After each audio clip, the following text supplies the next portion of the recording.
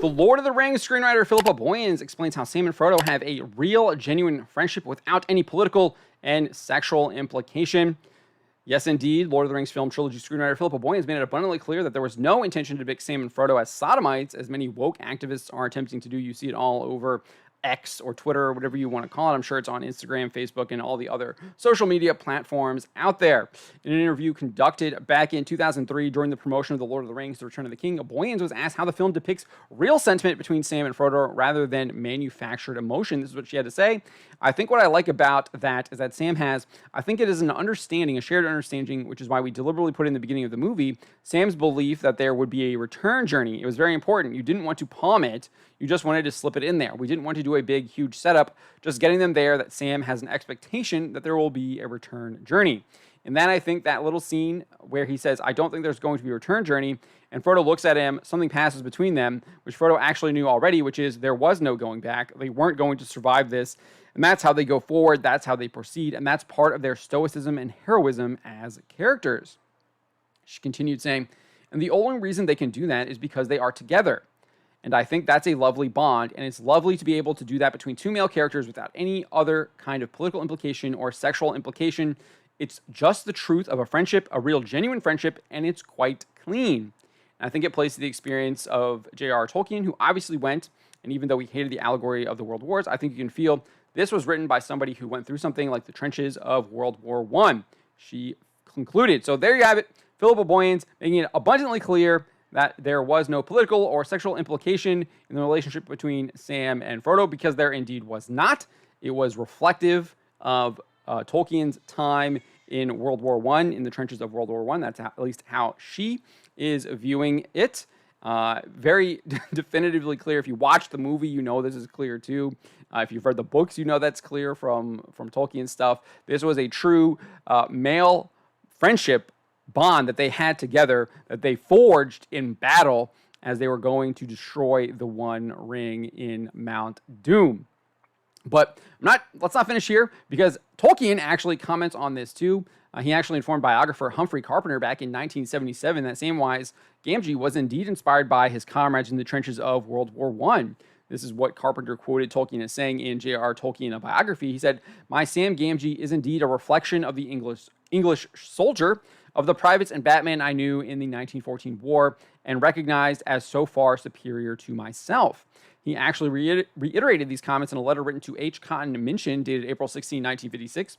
Tolkien wrote, "My Samwise is indeed, as you note, largely a reflection of the English soldier, grafted on the village boys of early days, the memory of the privates in my Batman that I knew in the 1914 war, and recognized as so far superior to myself." Tolkien scholar John Garth also described the relationship between Sam and Frodo. He said the relationship between Frodo and Sam closely reflects the hierarchy of an officer and his servant in the First World War. Officers had a university education and middle-class background. Working class men stayed at the rank of private or at best sergeant. A social gulf divides the literate, leisured Frodo from his former gardener, now responsible for wake-up calls, cooking, and packing.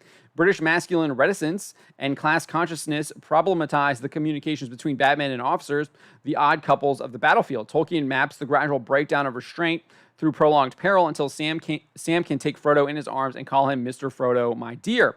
By then, the hierarchy is largely inverted. Frodo moves towards a childlike dependency. He presents the problems, Sam the solutions.